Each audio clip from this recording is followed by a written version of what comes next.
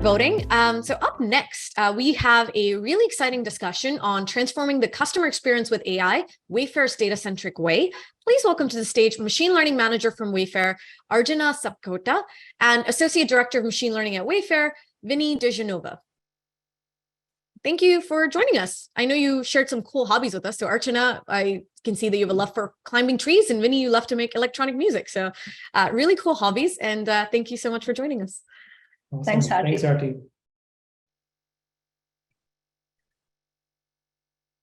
So let me start sharing the screen, Vinny.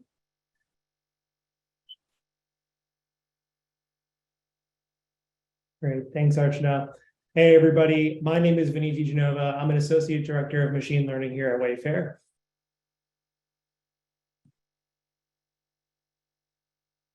And I just want to go into slideshow mode, Archana.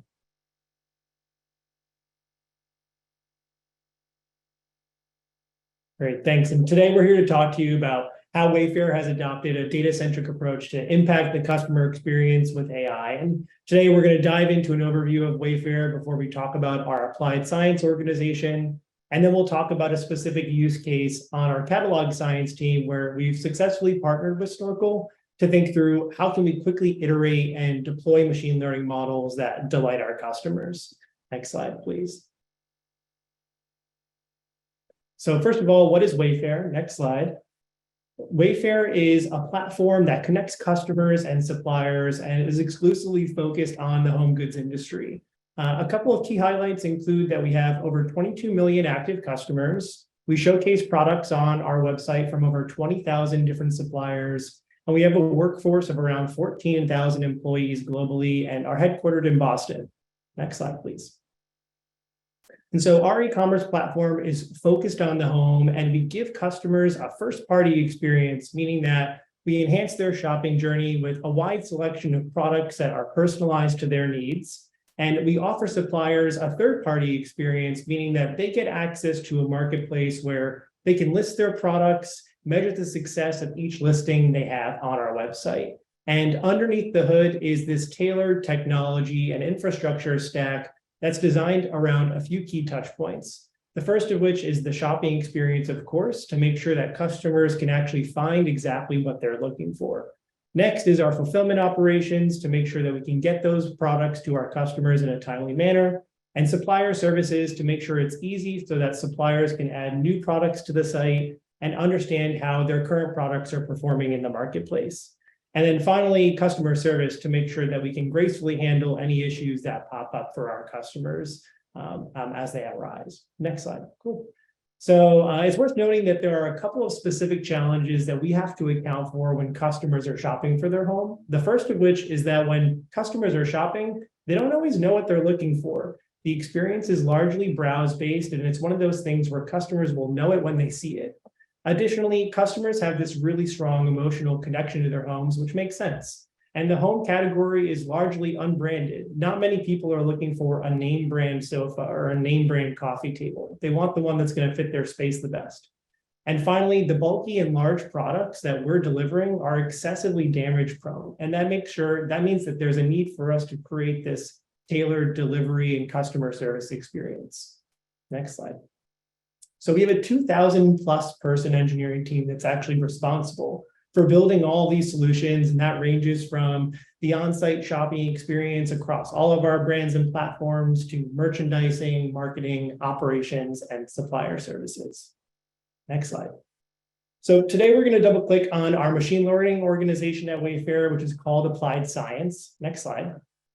The applied science work at Wayfair is around 250 scientists, and it's decentralized and touches all parts of the business, which includes search and recommendations, our catalog science team, marketing, pricing, and customer service.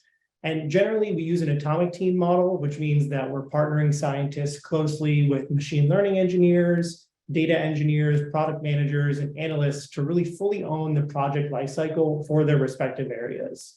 And we've chosen today to highlight a few projects from just 3 of our science teams to give you a bit of a sneak peek of some of the types of problems that we're solving across the business. The first of which is our search and recommendations science team, which is responsible for thinking about how do we surface the right product to each of our customers across various touch points on our websites, on the app, and across our email touch points. We leverage transformer-based models to understand how customers interact with products in a given session, and that allows us to learn relationships between products that are based on user behavior. And this provides powerful embeddings that summarize complex product relationships, and they help to enable both personalization and robust search capabilities. And this team also thinks a lot about multi-objective optimization and how we balance relevance with operational costs. And this is in an attempt to showcase the most relevant products that we can for you that are also positioned in warehouses near you, which helps to reduce shipping times, reduces our carbon footprint, and also reduces the likelihood of incidents occurring when that item actually makes its way to your home. Next slide. Next up is our catalog science team, which is responsible for a bunch of machine learning workflows that enable a better understanding of the products in our catalog and provide visibility to suppliers. The catalog team, we're helping to provide or improve both the customer experience through accurate tagging operations and the supplier experience by making it easier for suppliers to add products to the website. And a core part of the catalog team is the tagging operations that are used to extract information from unstructured data types like text and imagery, where we take in these unstructured data types as well as other product metadata like dimensions and some optional information like style or wood species that we only have some of the time, and use machine learning to populate a structured taxonomy that can actually be used to power on-site experiences like filtering or the specification information that you see on product detail pages. And the main goal of these models is to extract relevant information from these data sources, validate the accuracy of that information, and then predict or infer additional information from the data that's given to us by suppliers. And Archana is going to go into much more detail into these models that our team owns in just a few minutes.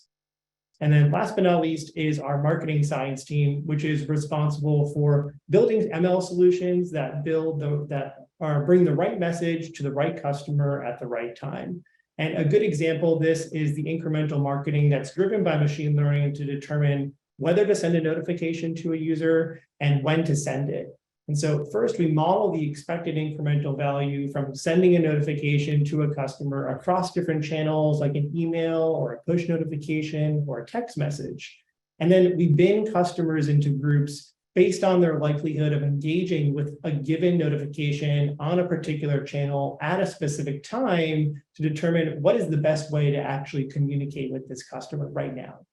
Now, the most important thing to understand about the applied science organization at Wayfair overall is that we've adopted this data-centric viewpoint, data-centric approach to think about how we improve both customer and supplier experiences with machine learning. And this can look a couple of different ways. It can come in the form of emphasizing iterative model development, where we prioritize building out and productionizing a proof of concept, and then improve the input data to that model over time while still driving value for our customers every step of the way. Or it can look like continuously monitoring model performance and building out human-in-the-loop feedback loops to make sure that model performance isn't silently degrading over time. And if we found that it was, then we'd prioritize improvements to think about how do you improve that input data and bring the model back to its expected standards. Awesome. So that's it for the quick overview. I'm going to toss it over to Archana now, who's going to go a little bit deeper into some of our ML-driven catalog tagging operations. Thanks, Vinny. Happy to be here. In the next session, I'll deep dive into how we are solving catalog tagging problem to improve customer and supplier experience. So let's jump right in. So what is catalog tagging? It's about creating a consistent and accurate understanding of the products in our catalog. And we use product tags to organize this descriptive information about the product. So in this image here, we highlight 3 products: sofa, accent pillow, and a table. And their relevant product information is on the right. The box in the yellow, for example, shows the information about the sofa. It's yellow, modern, has square arms, so on and so forth. Now, think about the scale and the diversity we have. We have 45 million such products from 20,000 suppliers, and we have more than 10,000 product tags. So why do we need to have this consistent and accurate understanding of the catalog? It's because it helps customers find what they're looking for. If you are a customer looking for a yellow modern sofa using on-site filters or search, it'll enable us to present you the sofas that are tagged as modern style and tagged as yellow color. And historically, we have relied on suppliers to provide this product information. And it has caused two main problems. First, suppliers have poor experience adding products to the catalog. And on the other side, customers have bad experience as well because the tags are not always accurate and consistent. For example, look at this on the left. If you're looking for geometric pattern accenture, 3 out of 4 results you see are not related to geometric. And if you are looking for cow wall art, the first product that appears is either a very different looking cow or it's not cow at all, and it's because of the wrong tag. So now we started using ML to solve this problem. In our team, we use multiple sources of data, images, unstructured text, or structured data. But for this talk, we'll deep dive into how we use images. So given a product image, we want to identify the descriptive information. It comes with two main challenges. First, scale. We have a huge catalog and more than 10,000 product tags. The second challenge is the taxonomy itself. The taxonomy is very nuanced, meaning it's very home goods specific, and it's frequently changing with the market trends. So how we started solving this problem? We started out by building a model factory and training specialized model with supplier provided labels. Specialized models, meaning we want to build one model per sofa. And for our model factory consists of 3 main components: data and feature layer, which sits on GCS. It has curated data, images, embeddings, metadata, and also provides access, APIs for data access. And the second part is model configuration and training, which allows architecture selection, loss function selection, and can run hundreds of jobs in parallel in Vertex AI. And the third part, storing all these model files, evaluation files, analyzing the results, and experiment tracking, which can be accessed via MLflow.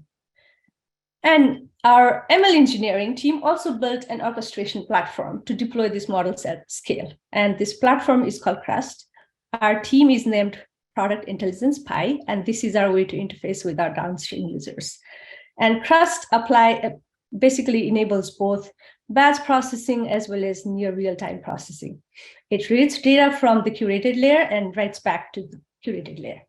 Consists of mainly microservice, which builds this inferencing pipeline and executes this pipeline in the Vertex pipeline. The inferencing pipeline typically has pre-processing steps, inference, model chaining, and post-processing, and models are deployed as APIs. So now we have everything and problem solved, but wait, not yet. So turns out the data the suppliers provided were much noisier than we anticipated. Out of hundreds of models we trained, less than 10% were actually deployment ready. More than 90% of the models needed more clean data. Look, for example, on the left, this chair has currently 5 different patterns associated with it. And I personally just see one. And this wall art is currently tagged with 50 different animal names. And to solve this, we've then started relying on the human in the loop workflow. We build the model using subset of the supplier provided labels and inference on the rest of the data, sample where the models is struggling and send that data to humans and get that curated and use that data to retrain a model. Well, this worked reasonably okay. It took a really long time. It took 3 weeks for one tag. And this kind of process has more challenge when there is a frequent change in taxonomy. Then we looked at the state-of-the-art foundation models, especially CLIP, and I wanted to use it where it can provide, zero-shot performance right away. And we saw a huge performance boost in tags like wall art subject. And if you think about it, this wall art subject, which consists of animals, nature, places, is very similar to the internet data. But this off-the-shelf CLIP model did not work so well for distinguishing between, let's say, chevron versus geometric. And these are the kind of tags we mostly have in the catalog. And we needed a better solution. And that's when we partnered with Snorkel. So our CTO, Fiona Tan, she met Snorkel in one of the events, and she connected our team to Snorkel. And this is a good example of conference networking actually works. So we collaborated with Snorkel in design partnership and shared our data insights and pain points. And Snorkel expanded their core data-centric workflows with computer vision and got to learn from the real-world data. And we're actually currently using this actively to build an iterate model for product tagging. So how does this work? So Snorkel's computer vision workflow called Periscope has two main features. I think there is a session coming in the afternoon which talks more about this. I'll just go into details in the next few slides. So it has two main components, data preprocessing and iterative model development.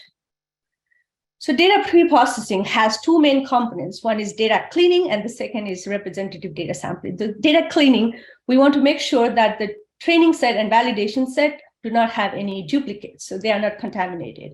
And we also like to have outliers removed, outliers meaning the product images that do not belong to the product category.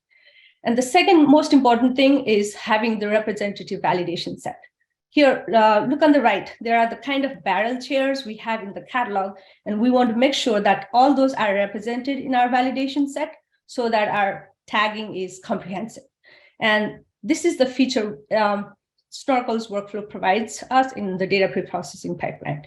And once we have the validation data sample, we can either send them to external annotators for annotating them, or we can use SMEs to get the clean data. So once we have the clean data, now we can start building models iteratively.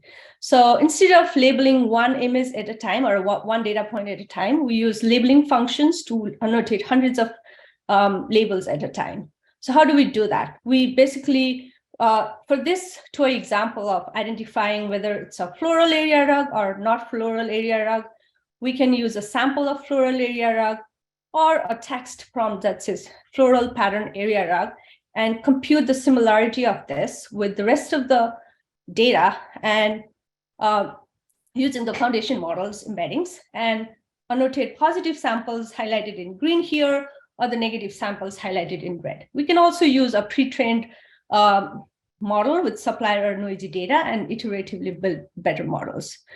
And once we have the weekly labeled data, the second step is denoise that label using label model. Once we have denoised label, we can then use this data to train a final model and run inference on rest of the data. And here, highlighted on the red are the area rugs predicted as non-floral, and the green ones are predicted as floral. And at this stage, we can either export the labels from label model or export the labels from N model and train more sophisticated models outside of this workflow. And now we have the first version of the model ready. Now we can analyze the results and see failure modes. For example, this particular area rug is currently tagged as non-floral. We can now build labeling functions around this, either using a very similar looking image or just text prompts, something like similar look, soft floral area rug, and curate more training data around this using labeling functions. And we can also use the validation in the loop to fix any evaluation data that was incorrectly tagged or any missing modes that are there in evaluation data. And now it's all about rinse and repeat. So results. The results were very encouraging from our partnership. We saw improvements in both time savings and accuracy. The workflow was more than 10 times faster than our human in the loop workflow. And the Snorkel's iterative modeling provided more than 20 percentage point improvement in accuracy. And what does that mean? That means now we can deploy thousands of models in months versus years compared to human in the loop workflow. And what does that mean to customers? That means now the customers have better experience finding the chevron, accent, chair compared to what they had before. And we don't stop at data-centric here. We take one step further and look at customers' matrices and use customer-centric model iterative process. So we can measure customer-centric matrices like revenue lift, product views, and attribute them directly to product tags and decide whether we should have more iterations and model development and building and testing. So in future, we would like to improve our process by having faster model iterations and also have better quality models. One way we are thinking is to have fine-tuned separable feature space by fine-tuning FMs. You can see, for example, our current embeddings cannot distinguish between these two chairs. It thinks they're exactly the same. And we hope that after fine-tuning, the foundation models will have better separable space and give us a boost there. And we would also like to expand our workflow to have detection and segmentation for part level information. And we want to have tighter collaboration with SMEs in data curation process and help them have build low lift modeling tasks themselves. And that's it. Thank you for listening, and we are ready for more questions here and in the Slack channel afterwards, and happy to answer more questions in LinkedIn or email in future.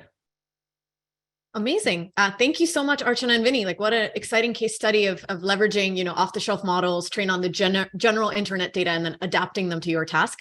I know you also had like an exciting blog post come up, so maybe you could also share that with the audience after. I know that was a great write-up as well. Very exciting to see.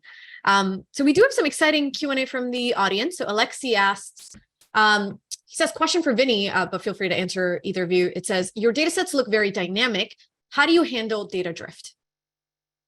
A great question. I think that there's a couple things you need to handle when you're thinking about that. The first of which is making sure that retraining pipelines are in place. I think there's no way that we can deploy a static model and anticipate that in a year, especially with thousands or tens of thousands of new products being added to the catalog every month.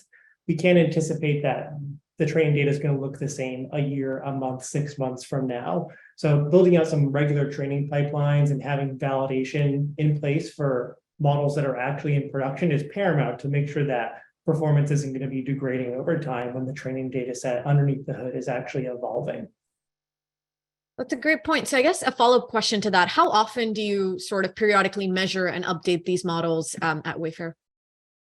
That's a great question too. I think that it's definitely very use case dependent. I think there are some use cases at Wayfair where we will anticipate that the amount of drift in the underlying data sets is going to be relatively low. So you can start to think about this more as an ad hoc process.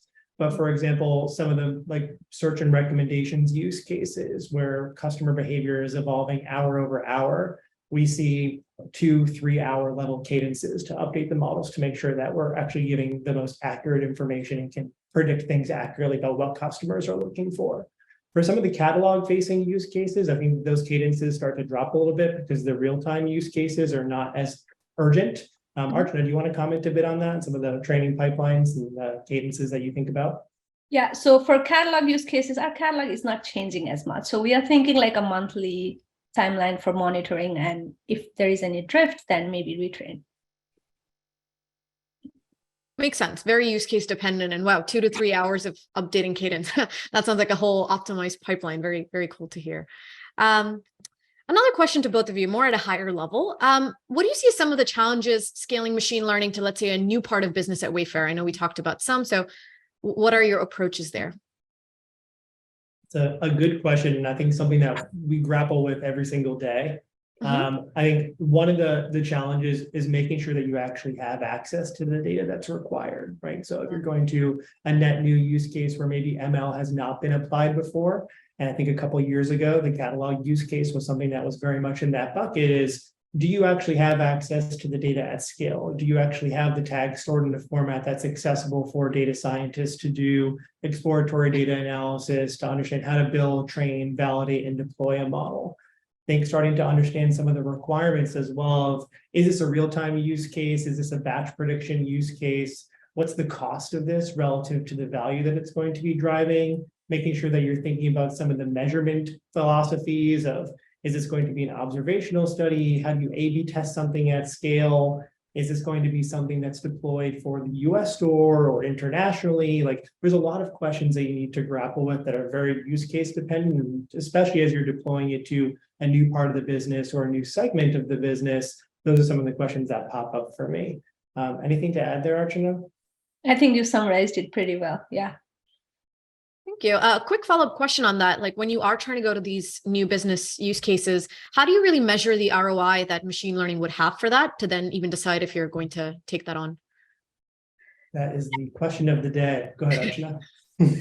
Yeah, can talk a little bit about that. We have some kind of observational studies, and we start very iterative, right? Build a POC and see the opportunity sizing, and hey, this is a bucket we need to solve, and this has a high ROI, and then build a POC around it, launch the test, and actually validate that opportunity sizing we had before, and then build incrementally and release incrementally.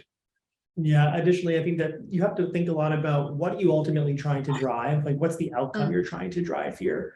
Are you trying to improve the customer experience? If you're trying to improve the customer experience, you can probably focus on customer-facing metrics. Are people clicking on things more often? Are they buying things more often? Are they coming back more often and more frequently to buy things? Are you thinking about cost savings? Are you automating some operations that are actually going to drive value for the business in that regard? Are you trying to think about improving supplier satisfaction or making it easier to actually add things to the website, where I'd want to think more about what's the volume of new products that are being added to the website? So I think the first thing you need to do is kind of focus on what's the overarching goal. Who am I trying to improve the experience for by leveraging machine learning? And what's the outcome I'm trying to drive? And then you can back into some of the metrics that are valuable from there. That makes sense. So connect to the overall business objective. What are you trying to optimize for? And then, as Archana said, start small, start with the POC, start measuring some of this thing earlier to see if you're getting the desired outcomes. Great. One last question in the last couple of minutes that we have. Any comments on generative performance, costs, and ROI of Clip versus Imagen? So we are actually focusing on like improving our embedding on in-house rather than, and also anything generative is mostly towards improving customer experience and supplier experience. And if there are more use cases around that, we'll explore that. But it's very business-driven decision at this point. Makes sense. Great. Anything to add, Vinny? If not, okay. Great. No. Thank you both so much for this very informative talk and for taking all the audience questions. Audience members, you can find them on Slack under the Quest stage. And then Vinny and Archana can take more questions there. So thank you both so much.